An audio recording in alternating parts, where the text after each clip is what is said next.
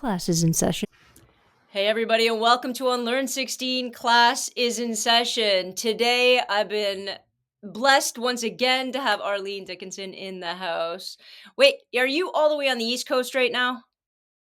I'm all the way on the West Coast right now. West Coast, all the way on the West Coast. How I am in beautiful is it? Vancouver. In Vancouver today, enjoying the absolutely beautiful weather. I went for a great walk, and it's so pretty down by the seawall. And it's a beautiful city when it's not raining. It wasn't You just raining got to today. catch it on those 4 days. I want to come out. Actually, I'm planning on coming out. I haven't booked it yet, but I want to do the kayaking with orcas. That's my Oh yeah, thing. like you'd love it, Joanna. Like it's beautiful out here. I mean, I've been, being from Alberta, BC was Vancouver was literally my second home as a, young kid growing up, and as an adult, like we would drive the 9.5, 10 hours from Calgary to Vancouver and spend the weekend. This was in an old relationship of mine, who the guy was like a super, like, loved cars, loved driving, and we would drive everywhere. And he actually, I actually remember him quite fondly because we had some great road trips. Although he was really bad because I would fall asleep inevitably in the car. The car would be driving along, and I would fall asleep, and then he would think it was really funny if he slammed on the brakes and pretended that he was about to hit some, scared the That might have crap. been one of those red flags people talk That was a red about. flag. So that part I didn't like, but the rest of it I really enjoyed. And coming to Vancouver was something we did a lot. So yeah, I really love it out here. And thank goodness for the rain because that's what keeps us so green. So Absolutely. Well, it's funny because my very first year of university, I decided I wanted to be a marine biologist because I saw Free Willy, true story. So I was going to Simon Fraser, and my mom wanted to drive me out rather than fly me out. She's like, I want to drive from Ontario. I want to drive you to university, and my grandma was going to come. So the three of us get in the car, and we're in Ontario for like 37 days because getting out of Ontario it's just such a long, arduous drive. And at some point, I got the flu. Now, I didn't really know. It wasn't horrible. I just felt gross all the time. I didn't want to eat. I was kind of ornery. And my mom thought I was just being a typical teenager and I was complaining. Meanwhile, I felt horrible. And then by the time we got to the mountains in Alberta, um, and you know what that feeling's like when you're going up a mountain, it's like your car revs really high because it has to get up, and then you're turning around a corner. You can't quite see around the corner. You can just see the edge of the world. Yeah, so we fought all the way there, Arlene. well, yeah, I mean road trips are great when they're great, but the driving through the Rockies is still, I think, not I think. It is literally my favorite thing to do in this country. Like it's so spectacular to the majesty of the valleys and the rivers and the mountains, and it's just really quite something to see. I mean, I love the prairies. I love, the obviously the oceans and the coast, but there's something about driving through the Rockies that's, maybe it's because I've done it since I was a little kid, and we used to go Yeah. to band time. So maybe that's it. It's nostalgic more than anything, but I do love it. It is a little Are scary. you Some a of those big scary. Yeah, scary. Yeah. Are you a big outdoors person? Like, do you like to camp? Do you like to like do those things? I'm not so much of a camper. And then we camped when I was younger because we, couldn't afford hotels, and so I think, camping. We had a tent trailer when I was a little kid, and that was something else with the five of us in a little tiny tent trailer, and then tents when my kids were young because again that's what their dad liked to do was tent. Camp. Right. I'm more of a Four Seasons camping girl. I gotta admit, Yeah. I am a little bit, when I travel, I really do like, and I mean, I've worked hard to be able to do that, but I don't really love camping. I don't really love it. No. Listen, I don't want to Don't make my own food on vacation. I sure as heck don't want to find a really piece good of the service. woods to go to the bathroom in. Yeah. No, Or an not. outhouse or whatever. Yeah, but some people, I mean, my kids like it, like not all of them, but most of them like it. And like, listen, it's you either like it or you don't. And for me, no, I it's get not it. my I jam. get it. People are like, yeah, but you leave like your phone and your computer, whatever. Every once in a while, Arlene, I leave it in the car. That Yeah. seems like enough of a distance from my phone. I could Yeah, have a well, half like lately, lately, John, I feel like I have been like way too tethered to my phone Yeah. and just trying to keep up with everything. And I think we're all feeling that. There's just this overwhelming. It's not that you're afraid that you're missing out. It's not FOMO. No. It's fear of not knowing what's happening so you can take Yeah. action. And so that Yes. you understand what the implications are. And so there's this, what has he done now, what's going on today, like what do I need to understand? And so you do spend, I spend, and I'm, I'm posting quite a bit about what's happening in the world, and so I'm trying to keep up with it. And one Yeah. day you think you understand it, the next day it's something completely different. It's so I'm finding that's harming me in terms of my my attention span. What were we talking about again? Oh, sorry. End of that, right? Like, like, can I click? Can I swipe? Or can I swipe? Can I just keep going through this till the next, like anything longer than 15 seconds? You kind of go, I can't keep up with it. Yeah. It's crazy, Well, crazy. I mean, let's jump into the I want to have a bit of fun today. I want to talk about a little bit of politics, a little bit of fun. I just want to, it's a Sunday night. We can just have a bit of a good time. And I want to talk a little bit about what's going on with China right now. I want to talk about it. I'm trying not to hard to laugh because I wish this weren't Let me preface this all by saying I wish that Trump it wasn't who he is. I wish he didn't set up all these sort of trade fights and trade wars in order for him to prove whatever waning masculinity he doesn't have. I wish that it wasn't hurting all of these millions of people, obviously in Canada, all the way around the world. They come up, they come down, they're whatever. But the boy has really stepped into it with China, right? Yeah, So, yeah, yeah. you know, China's not going to back down. China yeah, basically said, okay, we matched your tariffs once, and now we're just not going to play your game anymore. And yeah, we are just quite fine. I mean, yes, you represent 15% of, kind of our trade, but we don't care. I can't, I don't know if it was their prime minister or who said it, but the prime yeah. minister. Well, is there Minister of Finance? Yeah, I remember the he said, we've been here for 5,000 years. Some of that time the US was around. But we're going to be here for 5,000 more, because that is how, I think Asian nations in general tend to think 100 years, 200 years out. They don't think about tomorrow. They don't think about right now. They think about the long term, play. And so they're unafraid of it. And I listen, I never thought I'd say, this, because we have challenges with the human rights, with what absolutely. goes on in Yes, China and other countries. But having said that, I do respect what they're doing here. I think they're doing the right thing for the world, frankly, by standing up to them. yeah, and I think the world is thankful. I think there's a couple things here. And number one, we condemn human rights in China, which 100% we should. Meanwhile, a father and a landed immigrant and somebody with every right to be in the United States has just been sent to an El Salvadorian prison, and nobody can get him back, or nobody wants to Yeah, get him back. So and those they're putting them. glass Yeah, houses, right? sorry to interrupt you. Yeah, I guess we Yeah, both get excited about it. But yeah, and they're putting people in basically concentration type camps, where they're, putting kids and families into holding areas where, they are kind of being then deported. And that scene of, I don't even want to say her name, where she stood in front of all of the in El Salvador, where she stood in front of the prison. Like, what is that? That is just like impossibly ridiculous. So you're right.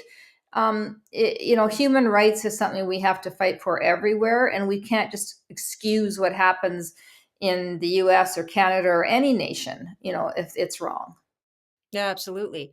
What I'm thinking about is when you said China's been around for 5,000 years, they'll be around for a long time.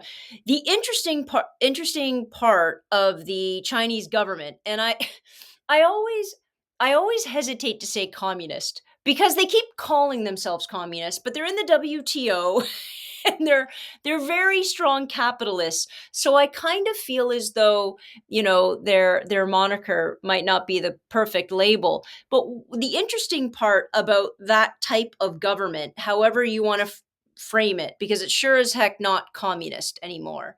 It might not be, US form capitalism, but it's something else. But what's interesting is that they plan for the next 50 years.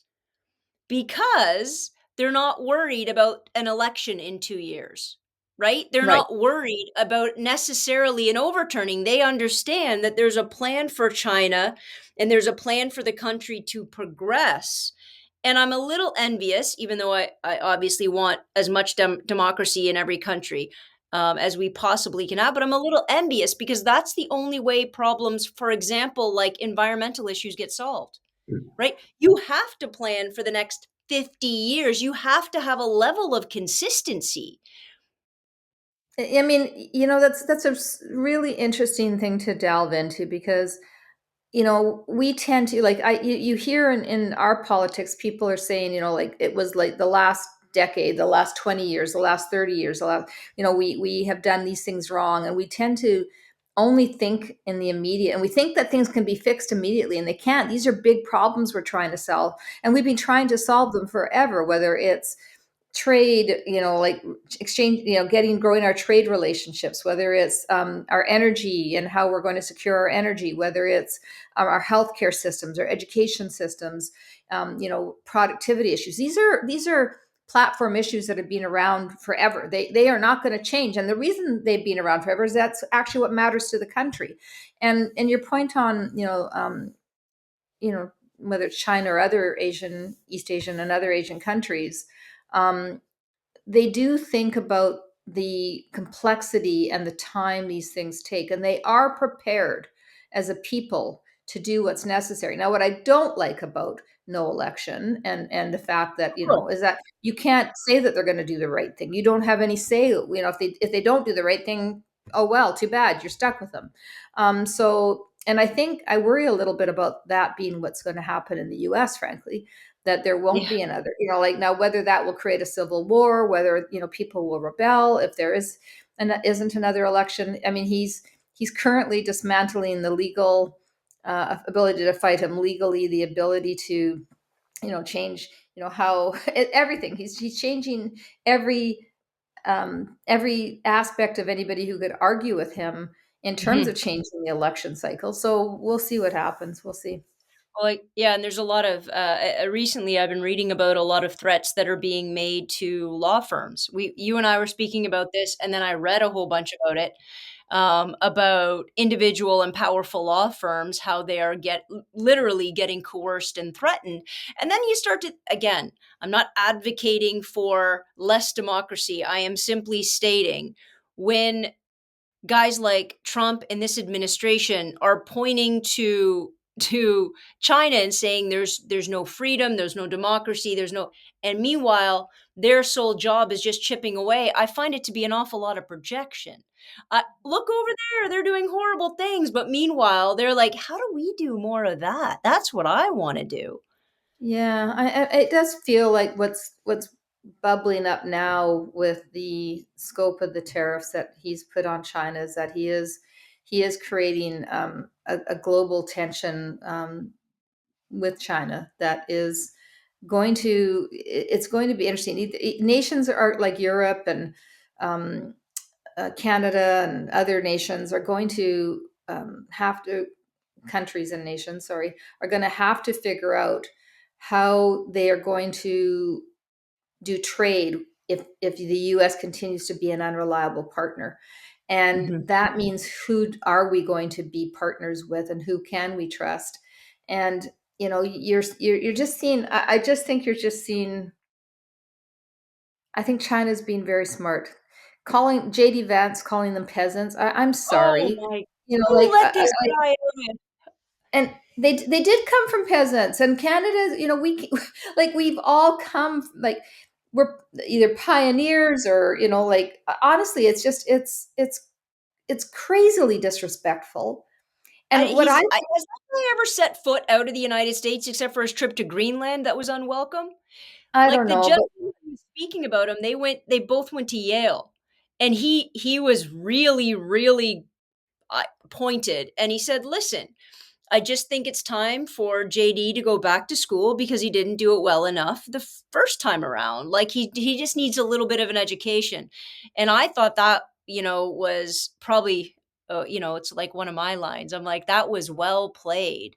And meanwhile, this it's the foundation of the party. I don't want to say party, but the foundation of this movement that is driven by racism and driven by bigotry and driven by a level of American exceptionalism and superiority, whether that's simply just white or whether that's American.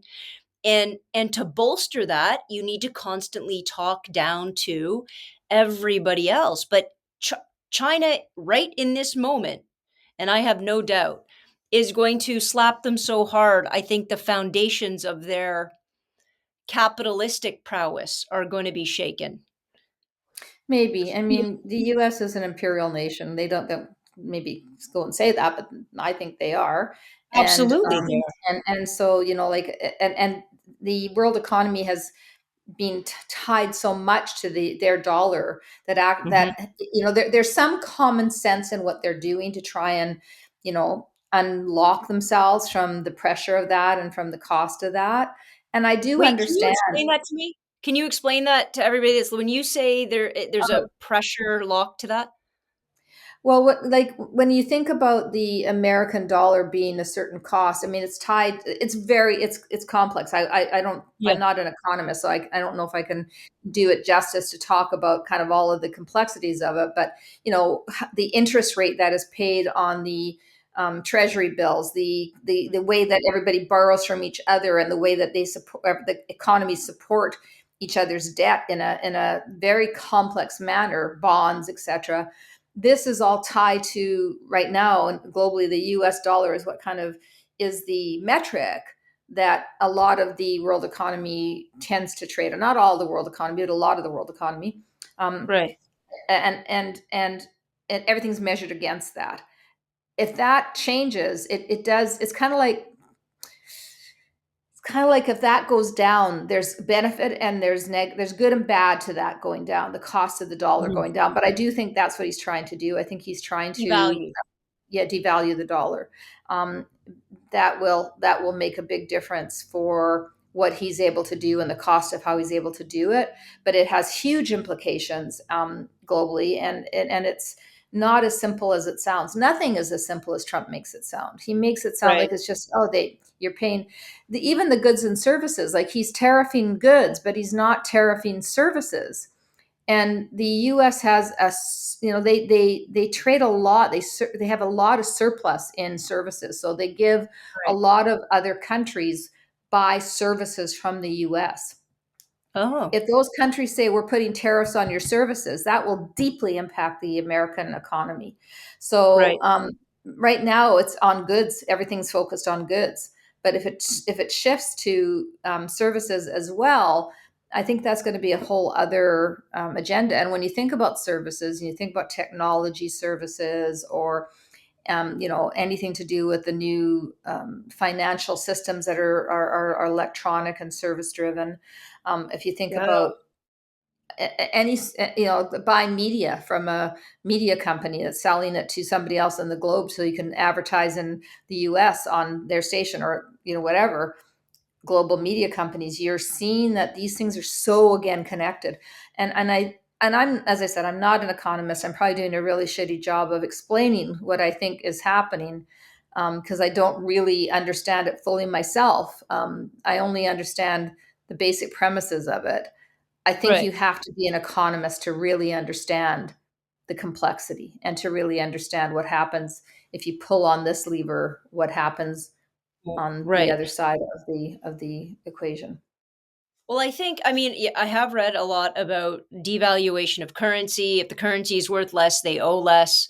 Those kinds of things, and I think that all makes sense. I find it hysterical that we, or not we, not you and I, not a lot of people, the majority of people, but the people supporting this are willing to put such blinders on to any, like, the idea that the right is going to ignore economists, I find fascinating. I find absolutely fascinating, and still go down this rabbit hole of, trying to measure prowess country for country, because all this man really wants is every country to pick up the phone and make that phone call. We're never going to hear, by the way, I don't think we will ever hear in a legitimate way or a significant way you know, well, Canada used to put 200% on our dairy, but now they don't put anything. Like, we're never going to hear that. We're going to hear Canada gave us a much better deal. We're friends again. Everything's good. I won. Yay, I'm the man. Let's move on. And then you're going to have to dig for it. And when you dig for it, that's going to get buried in the idea that nothing happened of Probably. I mean, significance. for your listeners, and I know you have a lot of American listeners, so I would say two things. Forget what I've said about what's happening in terms of, the devaluation of the dollar, and what's happening with the connectivity between all of the countries. Listen to like podcasts like Ezra Klein's podcast. Yeah. Ezra Klein's podcast does a very good job of explaining the fundamentals, through really smart economists, of what could happen and what might be happening and why they think it's happening. And I would also say to your American listeners, the American people that I know are very proud to be American. They've always they I think they've always felt the weight of being, important on the global Yeah, for stage. sure. They've always felt they've always felt elevated because they've worked hard and they've driven things, to great conclusions, and they've built an amazing nation as a result of that. A very, highly productive, interesting nation, but it has a lot of debt. It has a lot of challenges, and so, that glory of, the best country in the world, that's changed now. And I can't imagine that Americans aren't feeling the weight of that they're not Mhm. feeling like, wait a minute, like I was at the podium, I felt like I was first, and I felt like the people around me, I was part of a team that was, we were all doing great, and we did our thing in the world stage, and yeah, maybe we spent too much money helping over here, but like that's fine because we are doing okay. And now that they're starting to struggle because of debt and because of other challenges, they're no longer on that podium. They're not even in the same game. They're really being isolated. And I think that's gotta hurt. I feel for the American people. I I don't think for the most part they want this. I completely agree. The amount of messages I get that are people saying, "I'm so sorry. We don't feel this way. We don't believe this." And putting that aside, I read something and was on a live the other night because I genuinely felt horrible. This is what it is to be a Canadian. I read a CTV whatever, and it said that a lot of Americans, and I had to read it twice because I didn't understand what I was reading, a lot of Americans are trepidatious about visiting and vacationing in Canada for fear of how we are going to treat them. And I did a whole live where I'm like, whoa, whoa, whoa. We are going to be the exact same people, the welcoming people. This isn't a Canadian versus American thing. This is an idiot ideology that has unfortunately taken a hold of a group of people. And I don't even think that whole group of people even stands with him even close to that anymore. But in no way, shape, or form should you feel nervous. I feel nervous crossing their border. I don't want them feeling nervous crossing ours. Well, they've now put a 30-day, restriction if you don't fill out a visa to say you're going to be there. And I think, there was a power outage in Wisconsin just recently. And, if they want to know whether Canadians will rise to continue to help, we sent water bombers to the wildfires in California. Absolutely. When their electricity was down in Wisconsin, we sent people to help repair the lines and to fix it. Canadians are always, this is our superpower. We're always going to do, I believe, the right thing. But that doesn't Yeah. mean we're not angry. That doesn't mean that we're not, that Sure. we're going to trust the negotiations. That doesn't mean that we're going to spend money in America the way we were. We're obviously not going to. But that doesn't mean that we're not good and decent people and we aren't going to do the right thing. And I think that matters right now. Yeah. I think Canada's got an opportunity because of that to lead a movement for good. And I Yeah. posted about this, Joanna, the other day, and I really think this. I put it on my LinkedIn that, I used the Margaret Mead quote, which was, never doubt that a small group of concerned citizens can change the world. Change the Indeed, it world. is the only Absolutely. thing that ever has it. I might be abridging it, but, and I thought, okay, we've got a small group of people who are trying to change the world right now for the bad. Where's the movement for the good? And can Canada lead that effort? Can Canada be the nation that rises up through its decency, through its approach, through its value system to lead a movement for good? Because that's what's missing right now. People don't have a movement for good when we need one. It's interesting because I just heard that Trump turned down North Carolina's request for FEMA. So he said it's not necessary. See, for me, if I was running the Canadian government, I'd offer. I'd go on TV the next day. I understand it's probably going to be turned down, but in any way, shape, or form that we can reach out and help people that need it in the United States, even to especially to the negation of this particular group of people. I know that Gavin Newsom's talking about how he's going to facilitate trade deals that have nothing to do with trade barriers. He's like, whoa, whoa, whoa, we're not these people. And just so you know, we're the fifth biggest economy in the world. California is the fifth biggest economy.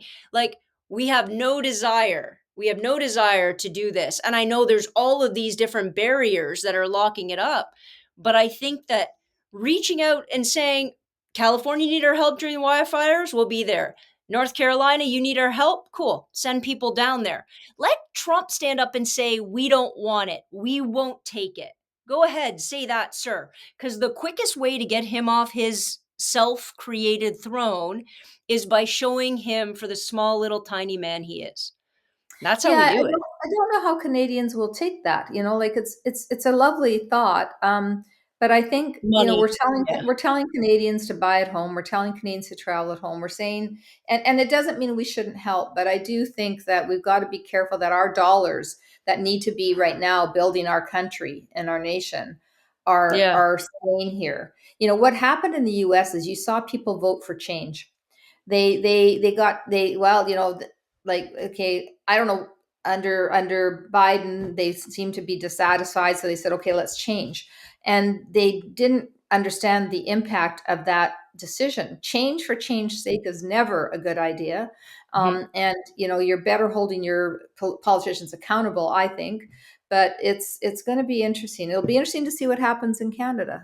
It will be very interesting to see what happens here. So as China steps out, very recently I've seen a lot of TikToks about China and then Chinese manufacturers exposing all of these very expensive elite brands. I'm like, well, this is how I'm going to get my mom, a Birkin. This is exactly how I'm going to go about it. Um, she does like a nice purse. And they just started putting it all on blast. They said, listen, here's how, and they do it so intelligently because they don't come off as heavy handed as I am. They're just like, here's what we make, guys. And just so you know, this is what we make. See all of the different kinds and you can see what they are. And I realize you think that they're all made in Italy or France, but really they put on the tag there so they can say it was made there or manufactured, whatever. He goes, but this is where we're doing it. So if you like to reach out, there's different ways to reach out so you can have a more direct line so we can. And I'm watching this going, oh, you're just going to blow up and it is very a diluted sense of expensive brands in some instances, and I think they're just going to blow up the entire market and see how that Maybe. goes. I mean, maybe. I think what you're seeing is, first of all, there's the power of a brand is huge, and Yeah, a brand like a Birkin, Hermes. Hermes is very purposeful in terms of how many bags it puts out, the quality of what it puts in. I saw that TikTok, and I think they said, okay, it costs $1,400. It's going to cost you 30,000 at the store. Yes, but there's the when they put that brand on, they are actually stamping that it is all of the right leathers and the zippers and everything else on there is their quality. And I think the leather comes from absolutely. Italy. But beyond that, it's their retail locations. There's so much more that adds cost to that. Um, Right. but I think their real point, and not to say that justifies the price difference, more Sure. to say, I think their point is, you need us, world. Yeah. We without us, without our, our effective labor costs, automation, the things that we're doing. I mean, China and the cities in China are, they're incredibly sophisticated. They know exactly what they're doing when it comes to Mhm. manufacture. And to think that American can become that manufacturer again as it was in the 50s and 60s, it's not going to happen. It is not going No. to happen. It's literally impossible for it to happen. And so you need, especially when you need resources from other countries in order for it to be effective. You saw it with him taking down the phone tariffs. Why? Because he can't make them. Oh, Like it's a he whole can't. long He doesn't have the. list. Yeah. It the list of things he took the tariffs off in about 37 seconds was everything, pretty much. He left off like kids' toys are still going to get tariffed and maybe some clothes, but everything else it's off. It's already and nobody's really talking about it. Nobody's really, acknowledging how embarrassing that is and what He a he play that was. he thrives on uncertainty. He loves to create uncertainty because that puts everybody on alert, and that changes how the markets react, and that is part of his game. The fear and uncertainty is part of what he uses. And this is a guy who's, he's gone bankrupt a number of times. He's unafraid to try things and see what happens, and then carry on. But it is fascinating to me that one man can do this. Could you One. imagine? Could you imagine if a woman, if we'd had a woman in government Listen, saying, and our and the chief of staff said, or somebody that in high in their government said, well, she just trusts her instincts, because that's what they said about Trump. He just trusts we trust his instincts. can you imagine?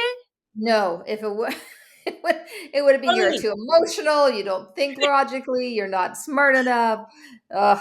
could you imagine bringing your kid to a cabinet meeting and putting them on your shoulders and walking in and everybody goes, "Oh, that's so cute."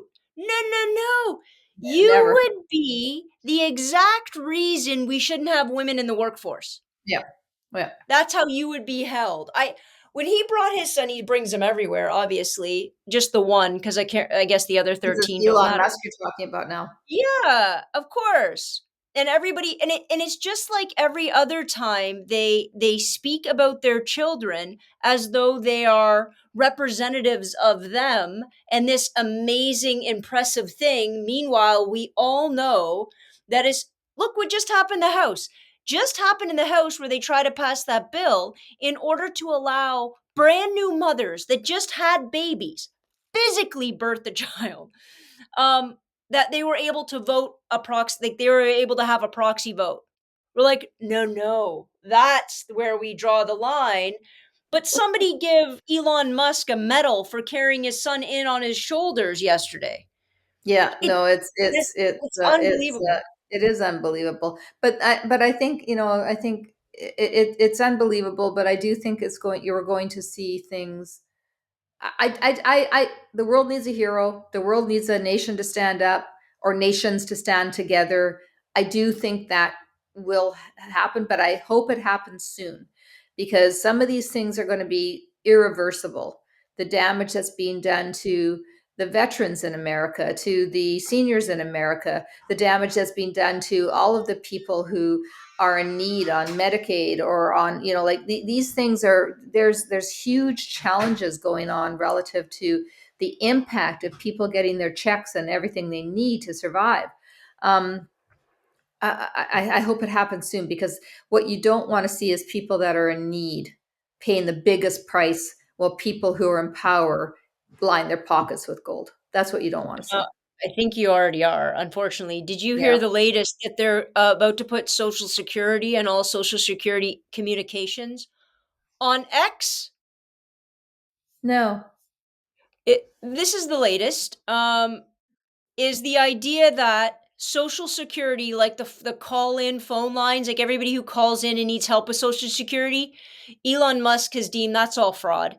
So he'd like to shift it all. And they've spoken about, I've read articles about it. They would like to shift all of the management of such to the X platform. My mom can't go on FaceTime, Arlene. She holds the phone like this. You Yeah. think? I'm And not my mom's a laughing. smart lady. Yeah. How are we going to teach how well, and I'm not even talking about the ethical I, and the legal implications, but who are we going to teach to use a social media platform, their computer or their phone, in order to get access to the money they need to survive? yeah, no, it's sad. And well, I understand the automation that's going to change the world. I understand that we're moving to a different type of economy, that things are changing. It is, this isn't rip the band-aid off to make things happen immediately It like he can't. is doing. And I think, again, we've got to be careful in Canada that we don't fall prey to the same thing, which says immediately that a business mentality takes over our country and Mhm. operates it like a business, because government's not a business. So it's people need to be protected. That's government's job. And I don't think he's doing a good job of protecting the American people. No, I don't think that's his driving force. I think it's also interesting, all this automation, all of this invention or sort of inclusion of AI. Unfortunately, I can't, as AI gets up, like as it rises in how much you can use it, as technology rises in how you do everything, I can't trust anything. Do you know how many cool people and opportunities, and I bet you I've missed lots. I've almost missed because I don't believe it. When somebody emails me or somebody calls me or contacts me from a particular place, I'm like, I don't believe you. I I don't believe you. I remember TikTok contacting me, wanting me to go to head office, and I remember I said to Anna, I said, I don't know what this is, but I'm pretty sure it's not TikTok's head. I'm just going to go down there and something stupid's going to happen or whatever, because that's the level of a that's how quickly AI. My mom gets text messages every 5 seconds telling her that her Netflix subscription is timed out, and she'll call me, "Joanna, did you pay Netflix?" I'm like, "You're not on Netflix." That is a fraud. Like, that's fraud. So And there's so as all of there's this is happening, go there's ahead. there's a there's a group of there's not a group, there's numerous groups who will reach out to you and say, hey, um, Oprah wants to have you on her podcast, and I'm her producer, we want to set up a meeting with you, and it looks legit, it comes from an Oprah looking like email address. But if you go on the email, sorry, if you have a meeting with whoever this producer supposedly is, what they're going to do is get you to, hey, let's log into your Facebook. Let's make sure we're all set up so that we can do this, this podcast together. That's And then right. they get your credentials. And so, hey, mom, I've lost my phone. Can you send me a new phone? Hey, it's the bank calling. I need you to, you send me your PIN number because we can't get access to your account right now. And there's fraudulent activity. And if you're a senior, and listen, I am a senior, I'm over 65, like, and I think, I'm think I'm savvy, but there are times where it's so darn good that you go, is this real? Like, I don't Yeah. think that about Revenue Canada calls, or like the calls I just mentioned, but there's stuff that is really, really They're good. getting real good. You know what? I'm almost at a point. I swear to God, I'm almost at a point where I'm going to buy a computer that I don't do anything else on other than have maybe meetings and have those kind of, have a Zoom meeting or have a whatever meeting and have a completely separate email that has nothing to do with anything else in my life, that I don't do anything else on that computer, so that if and when somebody tries to break into something, they got no place to go. I, Yeah. I'm almost at a point where I want to revert. If I get a call from my bank, I swear to God, I just go into the bank. I Yeah. No. swear. Because even if you pick up the phone now and there's a pause there, and you say hello, hello, hello, they're actually recording your voice and using your voice to create looped tapes. So you've got to be on the alert, and you also have to look for news stories that, if your gut says this can't be real, trust your Yeah. gut, man. Like, trust yourself, because it likely isn't. But Yeah. and you know what the problem is that AI, everybody wanted to race to be the first to create the best AI tools. and there's no guardrails around it. There's no None. restrictions around it. There's no, it's like social media. There's absolutely no regulation around it. It's Mhm. not good. Yeah. Yeah, and I think that, I mean, not only are there no restriction, but it's, I mean, all I can think about is Skynet. The problem is people running the show, didn't watch Terminator, and they don't understand it learns. And they've already said there's elements of AI, it is learning, it is getting Yeah. better. I'm like, "Well, that's it. We're done. We've lost." It's just gonna learn to get better, get better, get better. Have you ever seen Battlestar Galactica? Yeah. Yeah. Did Yeah. you see Yeah. the old one or the new one? Oh, I don't remember. I know I've seen it, but I don't remember which version I saw. You Probably have the to old one. you have to watch the new I never watched the old one, but you have to watch the new one because it's so brilliant in its philosophy outside of its, whether you like the sci-fi part or not, but the philosophical premise is you create machines to do the stuff you don't wanna do, right? The machines get somewhat sentient and say, "We don't wanna do this anymore," and we say, "Well, no, that's why we built you," very much of a slavery dynamic. There's a huge war, we win, they go away for, I don't know, 50, like 20 years. They come back way smarter and they just destroy us. Absolutely destroy us Yeah. because they see us as the oppressors and they see themselves as being sentient, capable individuals. Now, the philosophy of it has a lot of spiritual aspects to it, but this notion that we're constantly trying to create and nobody's ever questioning it. We're constantly trying to create ways to do things easier, ways to take jobs away from people who actually gives them purpose to do what? Make it cheaper. Make it cheaper so we can consume more. Consume more to what end? Yeah. Yeah. What's the goal here? What about quality of life? What about, Yeah, like you're exactly right. I thought we were going to talk about fun things. But I'm now we're sorry, but I mean, I slid into Battlestar Galactica. that's I'm true. You did saying all have this as I'm like this. sitting in a room with I'm 50 thinking, I don't pairs of know, like I shoes. probably just like, didn't say like yeah. Let's okay. Okay, so let's what sorry, go ahead. Yep. Oh, you go. I was gonna ask your favorite TV show. Oh, my favorite TV show. I can make Well, a hard shift. I've been watching two shows lately. Gavin and Stacey, which is an old British Oh, sitcom. actually, Gavin Um, and Stacey. Okay. yeah, it has James Corden in it and a few others. In early days, it was I think done in 2007 or something. So imagine 18 years ago, James. And it's actually I like British humor a lot. I really Me enjoy British too. humor, and so I've kind of like been watching that. And then my daughter told me to start watching Love on the Spectrum, and I have mixed feelings about it because I love the beauty of the stories and the honest, raw, um Yeah.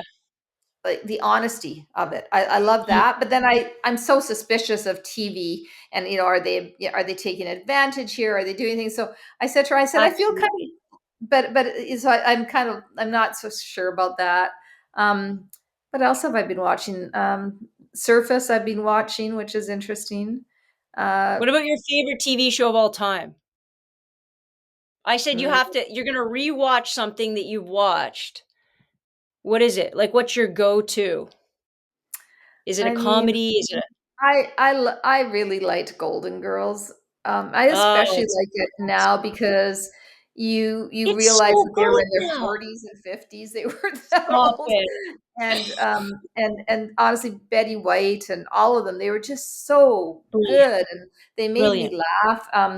I liked Golden Girls. I also liked MASH. I thought MASH was just a lovely, wonderful. The cast was Story about fantastic. war. Yeah, yeah, yeah, exactly. Maybe back to work. But yeah, I don't know. I'd have to think about that a little more. Hey, you brought us back to Korea. Okay, favorite movie of all time? Oh, that's a And you're tough gonna one. tell me listen, I'm gonna let you do this. Tell me your, Your the movie that everybody says is my favorite movie, then tell me your real favorite movie, because I have this theory that everybody's favorite movie is something like Shawshank Redemption because they want to feel smart. But everybody's real favorite movie is like, All the Right Moves with Tom Cruise. You know what I'm saying? Like they're divergent. Well, first of all, I've got a horrific memory. I always have around kind of titles of things, but I think I really liked was it Deception with Leonardo DiCaprio, or Oh, not not Deception, Deception. um, starts Uh with an I. Inception.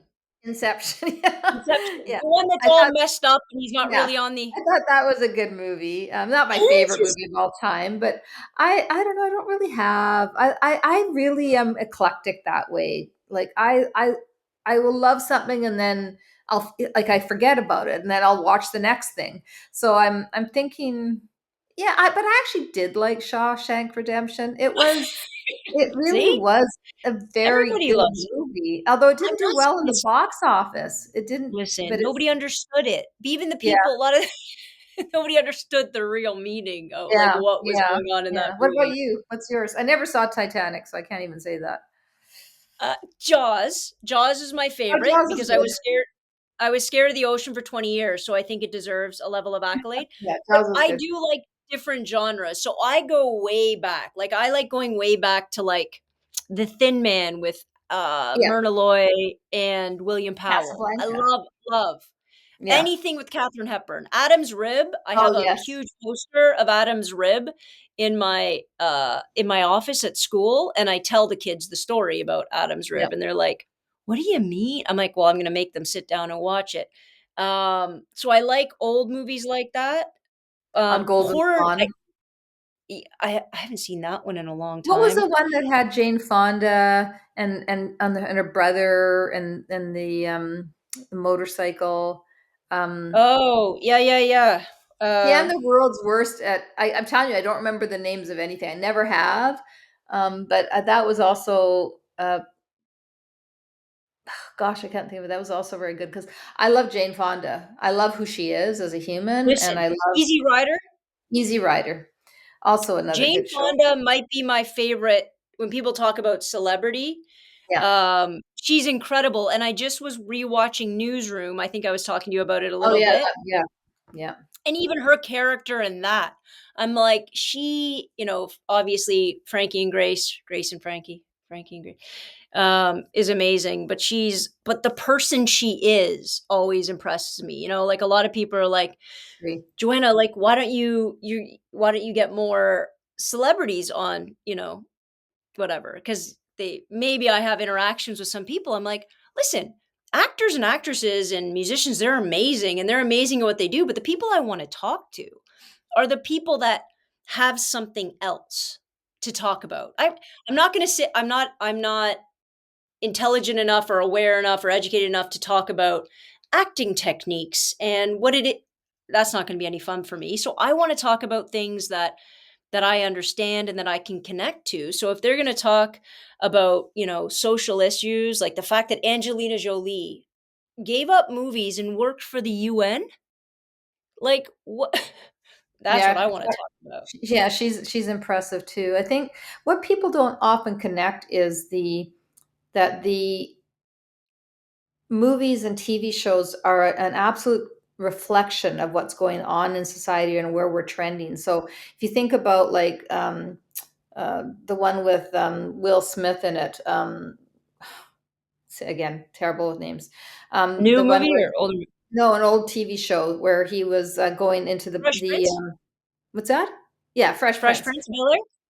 Yeah. So if you think about Fresh Prince or Sanford and Sons or Archie Bunker's Family, what was it, Oh, whatever it was called, these movies and TV shows are reflections of society and they actually are arbiters of what is happening and the shift culturally that needs to happen and is happening. And so whether it was a black kid living in a rich white home, whether it was the Beverly Hillbillies and people who were poor being going into a gentrification into a neighborhood right. and having money suddenly, whether it was all like Sanford and Sons, a junk dealer, and or the racism and the homophobia that happened in with Archie Bunker, and that whole angst between him and Edith, and son-in-law and his daughter.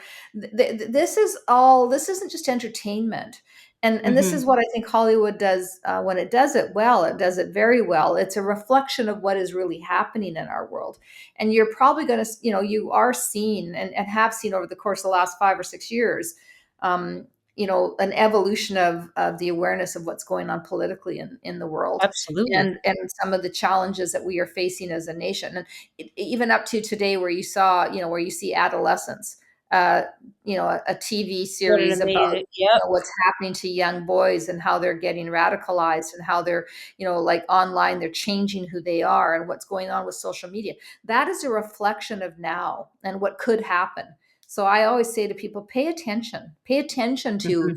the narrative that's out there, because it actually, not only does it reflect it, but it actually also encourages it, and it makes people think it's normal. So you have to be careful that just because you saw it on a TV show doesn't mean that it's right.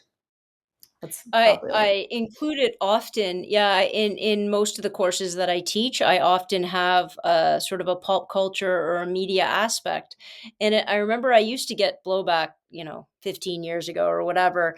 Joanna, what do you mean you're going to make them watch a TV show, or like what they're just doing it for fun? I'm like, you guys are missing the point. Mhm. Could they think it's fun? Yeah, but and the students could think it's fun. However, if you ask the right questions and you sort of push them into really, really good, brave, incredibly powerful discussions, I'm doing 10 times the work and 10 times the research and investigation and sort of framing as I could do with a textbook. Yeah. Absolute Yeah. newsroom, I could teach politics just from that show.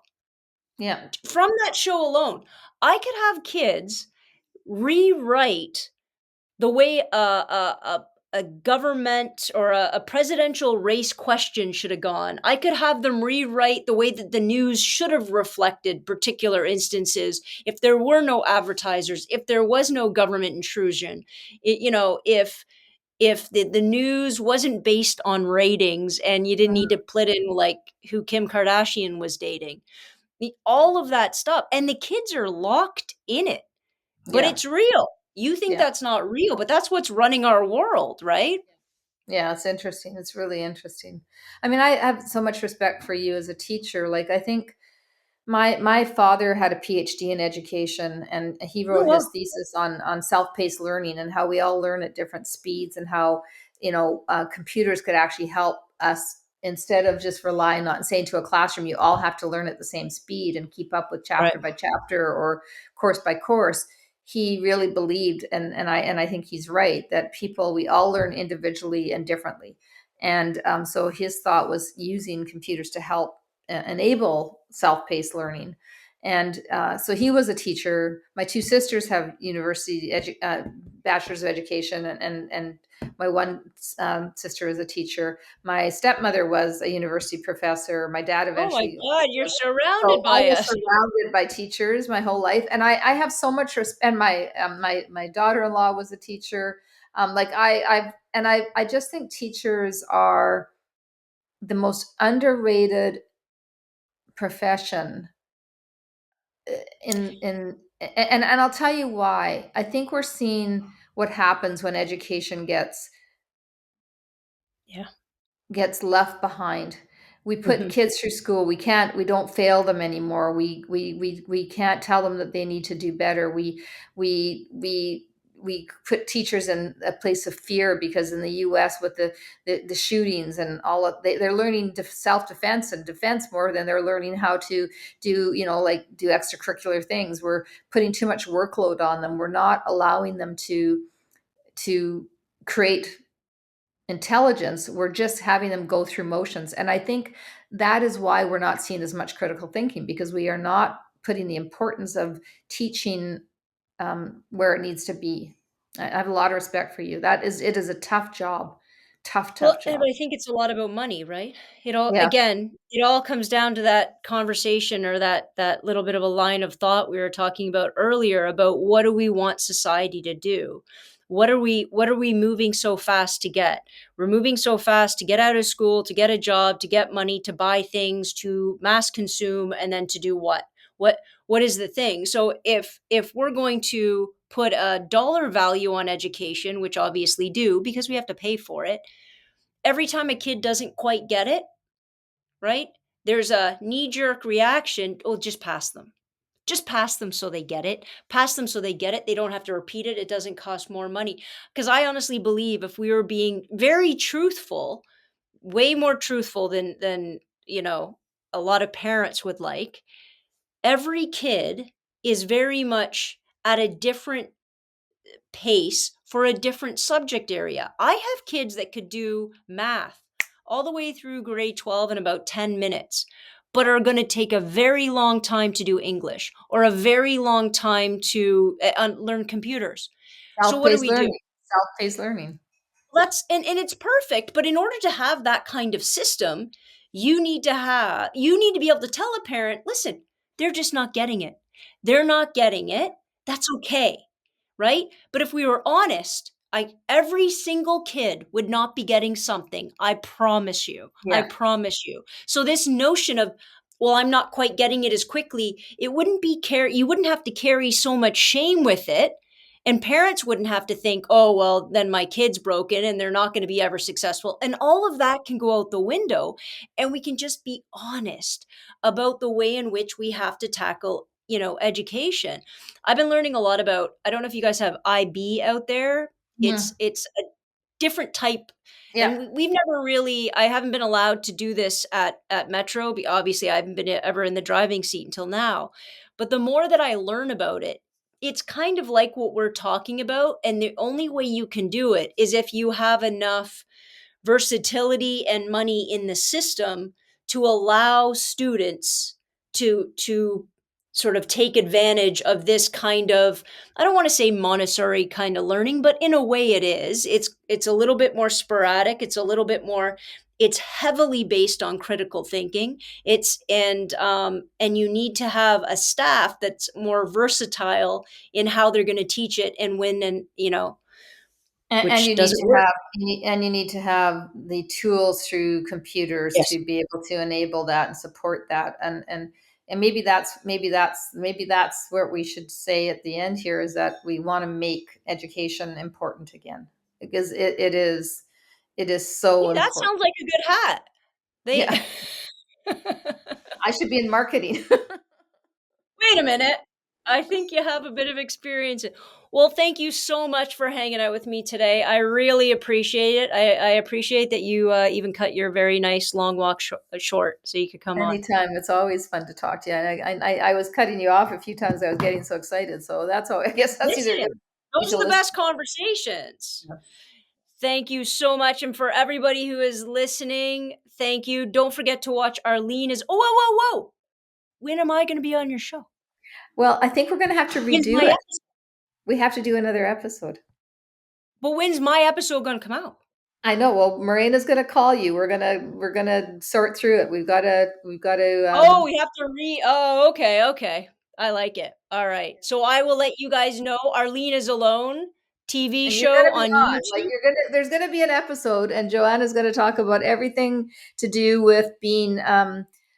Well, she was single for like I think 3 minutes. Listen, that's all you get in the world of lesbians. I maybe I need to turn. I don't know. Like maybe that's what it is. I don't. Yeah, but We got you. We got you covered on this side. All right, everybody who's listening, thank you for hanging out. I will see you next Tuesday. Same bat time, same bat channel. Dismissed.